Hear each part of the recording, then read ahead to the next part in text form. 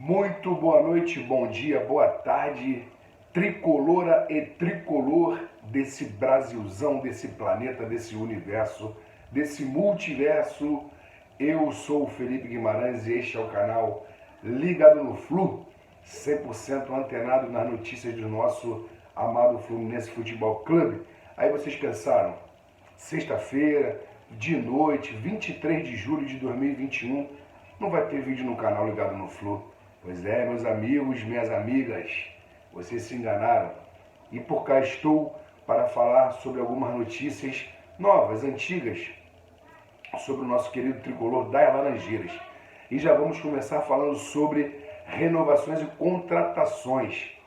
O Fluminense renovou o contrato do nosso meia, moleque de Xerém, Gabriel Teixeira, que era até o final de 2024, se estendeu até 2025. Multa rescisória 45 milhões de euros.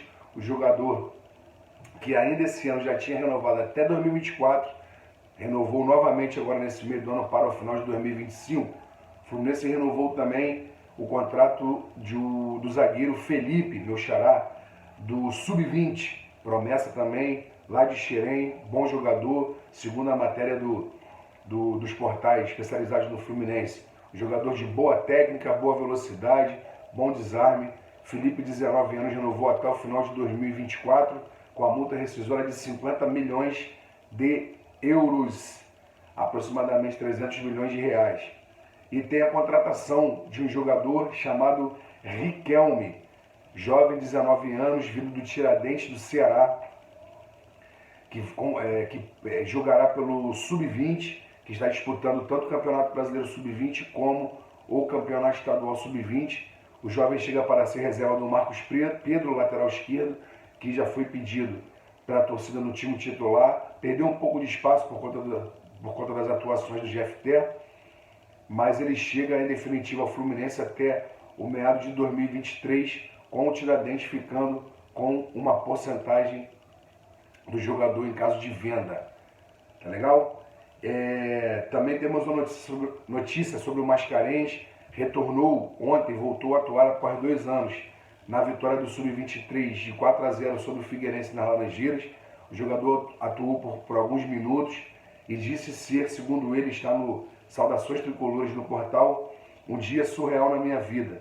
Ele que estava emprestado em Portugal, lá também se lesionou, não jogou antes de ser emprestado.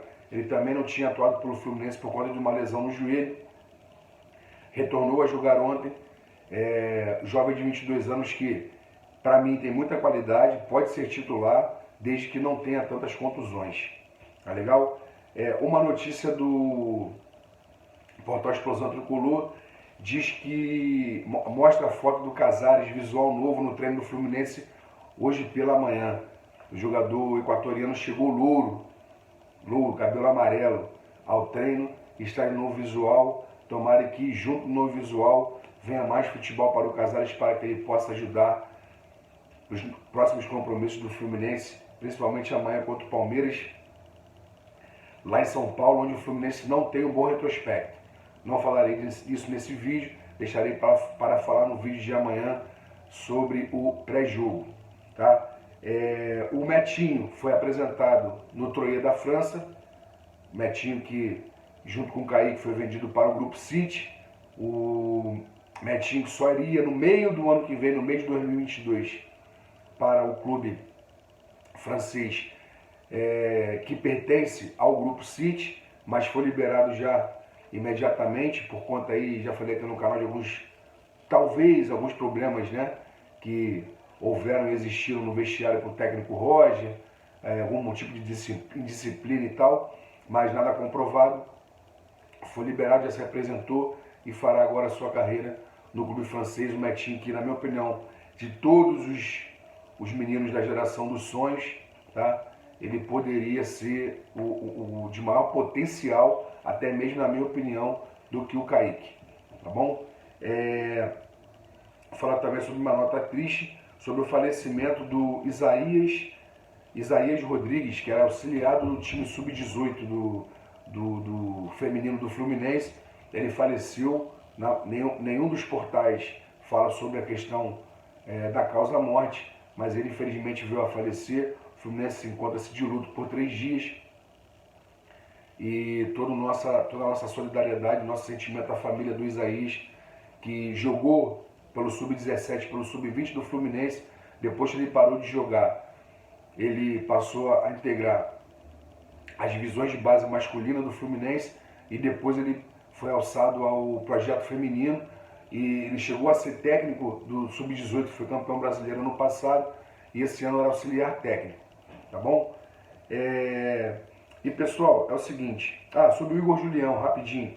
O Igor Julião, né, se despediu, ontem já foi anunciado oficialmente que ele sairia do Fluminense, hoje ele se despediu oficialmente nas redes sociais e o clube que ele defenderá em Portugal, na Europa, é o Vizela. Esse clube subiu do ano passado, na temporada 2020-21, da segunda divisão do Campeonato Português para a primeira divisão e debutará na competição portuguesa para o próximo ano. E eu gostaria de falar com vocês, rapaziada, sobre o seguinte, um assunto muito importante que aconteceu na última quarta-feira, eu não pude falar, não lembrei de falar também, sobre um possível adversário do Fluminense na Taça Libertadores da América. Fluminense que tem muito bem caminhado.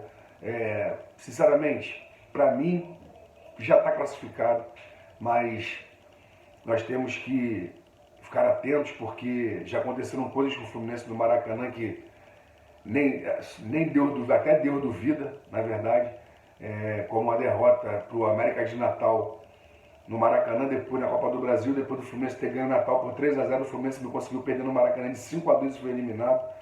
Se eu não me engano foi em 2013, 2014, não vou lembrar. E isso acaba preocupando, mas eu estou muito otimista e muito confiante nessa classificação, até porque o time do Cerro Porteño não tem tanta qualidade. Apesar do que, nesse distanciamento aí de 10, 15 dias, o time pode acabar pegando mais ritmo de jogo, pode trazer algum problema para o Fluminense, mas a classificação, eu estou confiante e acredito muito. E aí, na quarta-feira que passou agora, no último dia 21, Barcelona de Guayaquil e Vélez se enfrentaram para o jogo de volta. Lá em Guayaquil, no Equador, o Vélez precisava de um empate, ou se fizesse um gol, podia perder até por um gol de diferença que se classificaria. Pois bem, o Barcelona começou em cima do Vélez, conseguiu fazer o seu gol logo cedo, 1-0 numa falha da defesa do Vélez, absurdo. No segundo tempo, logo no começo do segundo tempo, o Vélez empatou 1-1, levou o 2-1 num pênalti infantil ridículo do lateral esquerdo deles, e depois, aos 35, levou o terceiro gol. E o Barcelona de Guayaquil acabou se classificando. Caso o Fluminense avance, o Fluminense faz o primeiro jogo das quartas de final no Rio de Janeiro e faz o jogo de volta em Guayaquil. Nós já jogamos no estádio do Barcelona, empatamos com o Júnior Barranquilla por 1-1, tá?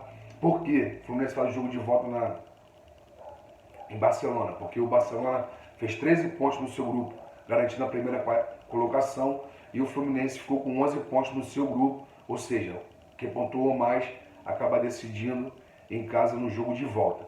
E quais são as minhas considerações sobre o time do Barcelona e também sobre o time do Vélez? O time do Vélez, para mim, é um time tecnicamente melhor do meio para frente, tá? Apesar de estar sem seu principal jogador, que está na seleção olímpica argentina em Tóquio disputando o campeonato masculino de futebol, é mais qualificado tecnicamente que o time do Barcelona, mas a zaga é muito fraca.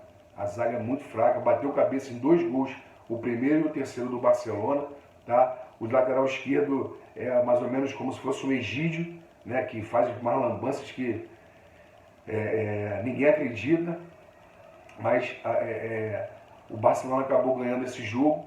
Eu até preferiria talvez enfrentar, por um lado, pela defesa do Vélez, preferiria enfrentar o Vélez, mas pela parte técnica seria até melhor enfrentar um Barcelona, como provavelmente acontecerá. Apesar do que é o seguinte, tecnicamente eu acho o Barcelona inferior ao Vélez, tá? Mas é um time que disputa todas as bolas, não deixa uma jogada passar, os caras correm o tempo todo, tem um sistema tático bem definido, um bom padrão no 4-3-3, jogadores de velocidade pelas pontas e pelo meio, tá? É um time batalhador, lutador, tecnicamente inferior. É de muita velocidade. Pode trazer algum problema para o Fluminense? Pode. Principalmente porque nós temos dois laterais que não tem tanta velocidade. Nossos zagueiros também não tem tanta velocidade, mas sabem uma boa posição, sabem ter um bom posicionamento, né? Iago corre pra caramba, a gente sabe, o Martinelli também tem uma boa disposição física. Nossos pontas, Caio Paulista também pode ajudar bastante nessa velocidade, mas é um time enjoado, não será fácil. É um time que tem um bom padrão tático, tem uma boa distribuição dentro de campo, não é bobo, tá? E será um adversário à altura para o Fluminense, caso o Fluminense passe, e eu acredito muito que o Fluminense passará. Tá bom? Enfim, rapaziada, se eu lembrar de mais algum assunto, se eu lembrar de mais alguma novidade, se aparecer mais alguma novidade aqui no Fluminense... lembrando rapidinho, sobre o Nonato. O Fluminense tem um jogador chamado Paulinho, que saiu da base do Fluminense e foi para o Boa Vista de Portugal, com 50% dos direitos econômicos ficando com o Fluminense. E o Internacional, segundo o jornal Zero Hora lá de Porto Alegre, o Internacional tem interesse nesse jogador e quer fazer uma proposta ao Fluminense, quer fazer um negócio com o Fluminense no sentido de libera o Nonato e eles liberam esse 50% para o Internacional. Na matéria do Zero Hora que eu li no Netflix, não fala a respeito de se o Nonato viria em definitivo para o Fluminense, mas pela situação, pela condição de desenrolar da matéria, parece que seria nesses moldes, mas não tem nada definido e ainda não tem nada confirmado, tá bom? Lembrei de falar do Nonato, já falei do Barcelona, já falei das renovações e amanhã, cedo, estarei gravando um vídeo falando sobre Flu e Palmeiras e Flu no Allianz Parque pelo Campeonato Brasileiro. Forte abraço a todos, fiquem com Deus, deixem joinha por favor se gostarem, compartilhem com a sua comunidade tricolor, ativem o sininho das notificações. Beijo grande a todos, uma ótima noite, boa sexta-feira, abraço.